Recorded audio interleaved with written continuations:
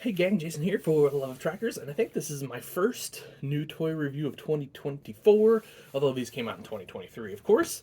Um, 2024, already a few weeks in. It's kind of nuts to think, really. But I think we're off to a great start, and 2023 had to be one of the best toy years in a long time. Fantastic year, saw a lot of cool stuff, such as these J&M Nitrogrow Nitrogen applicators. This is the 6026 model. So, if you're into side dressing or that kind of nitrogen application on your model farm, this is the applicator for you. So now I'm not going to sugarcoat it. These are a little pricey. You're going to spend 65, 70 bucks for one of these guys. Now you're kind of thinking to yourself, "Holy cow, that's a little crazy." Well, there's a lot of tooling here, and that's really what it boils down to. Every part that you see here, every part that's different, that's a different tool that costs more money to get your molds and all that stuff ready. So, a lot of work that goes into these, and I think that is why we haven't seen a lot of implements in the past. I mean, yeah, we've seen some. We've seen the John Deere planter in the 80s. There was a mulch master, things like that, the chisels, all those sort of things. And anyway, tooling costs were the problem. Now, what we've got going on today, I think kind of the advantage is computer aided design, 3D design, things like that, rapid prototyping. I think it makes it a little more cost effective to do a big, expensive prototype of one of these, and then you end up with the real toy like this. So I just kind of feel like that's what's going on, and that's why we're starting to see more and more implements. Not to mention that the demand for implements is huge, especially bigger implements. But we're seeing a pretty good demand for smaller implements. At least I am kind of on my side, the 3D printed side of things. So I don't know, it just kind of seems to work out pretty good that people are kind of interested in implements right now. So back to the J&M. Sorry, I kind of got rambly there. The Nitrogrow comes in green or red, just like the real J&Ms. They kind of don't discriminate. That way you can, if you're a green guy or you're a red guy, you can get you whatever one you want. So I'm just going to show you the box real quick. You got a big, nice window here. So if you're not the take it out of the package kind of guy, you're okay. J&M on the side. And then we've got a picture of the real thing doing a little side dressing action there on the back, pulled by a big deer. Now, interestingly enough, we've got the red applicator with the green tractor there. So probably looks a little better in the photo, especially with all the green corn and the green background there. The green applicator might blend a little bit. So probably a pretty good choice. Picture there. Let's actually, well, I was going to say, let's leave that picture up. But let's make sure that way you guys want to see the green, you can. So in kind of standard spec cast fashion, we do get the pull pin type hitch with the chain. I like this. Some people really don't like this setup. I like this. I like the realism of it. Now, check this out. I'm going to admit here, I have not folded any of this out yet. So this could be tricky, and there's probably a real chance I break something doing it. Woo!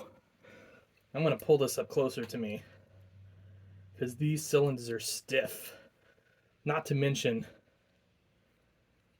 that it's 40 degrees here in the workshop right now. So, oh, check that out, guys. It's even got the lines running there. Super cool. Nicely done.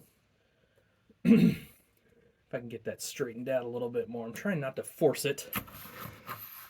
And then this back, it's gonna pop. There we go. It's just kind of, I don't want to say latches, but it kind of latches in there. Anyway, you get that pulled out. And then, oh, those wings are tied down. Got a little tie down there. Maybe that's what that was up front. Maybe that wasn't maybe that wasn't a hose at all.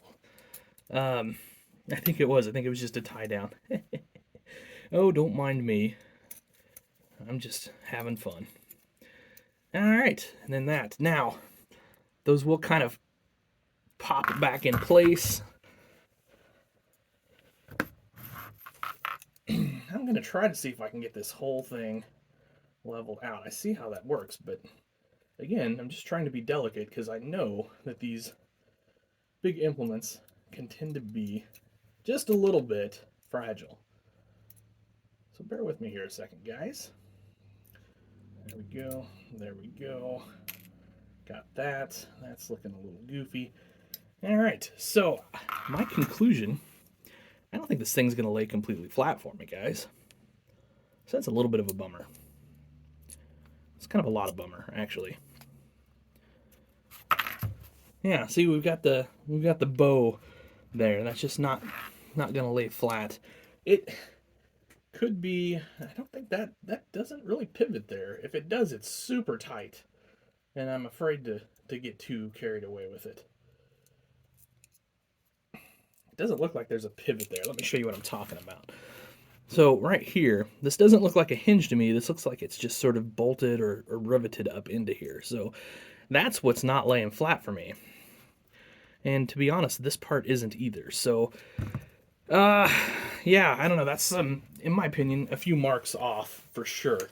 This should not look like that. Now, I'm not saying I'm not doing something wrong here. I could be, but I might play with that in the future. And if I get it to work right, we'll do an update. Now, let's ignore this for now.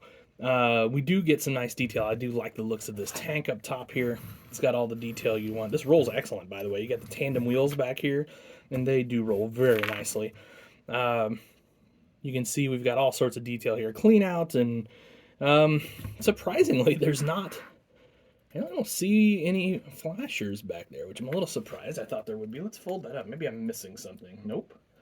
That's kind of interesting. I don't know. I just would have assumed, I guess, we would have some flashers or something of that type. But other than that, a pretty nice little piece. Now, yeah, I like the looks of it folded, but I'm honestly, I'm a little disappointed in how these wings are sitting right here.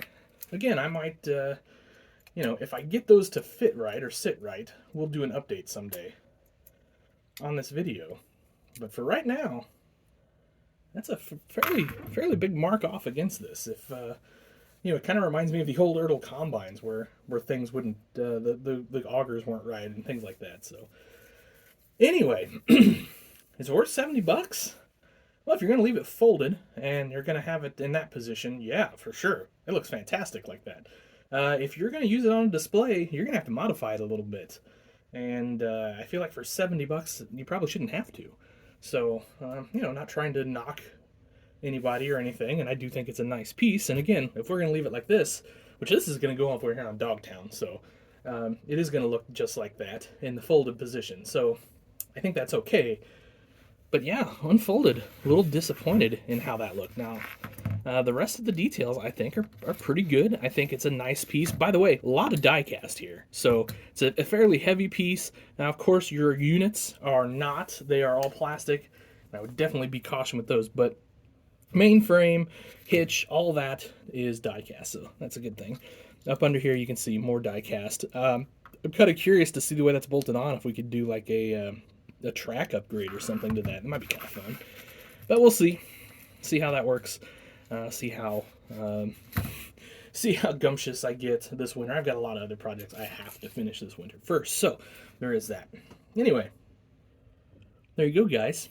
Kind of a quick look at the J&M Model 6026 Nitrogrow Nitrogen applicator. Let me know what you think down below, guys. Again, I think it's neat, but I'm a little disappointed in that folding, or unfolding, if you will. All right, guys, that'll do it for this one. Have yourselves an awesome day. Happy tractor hunting.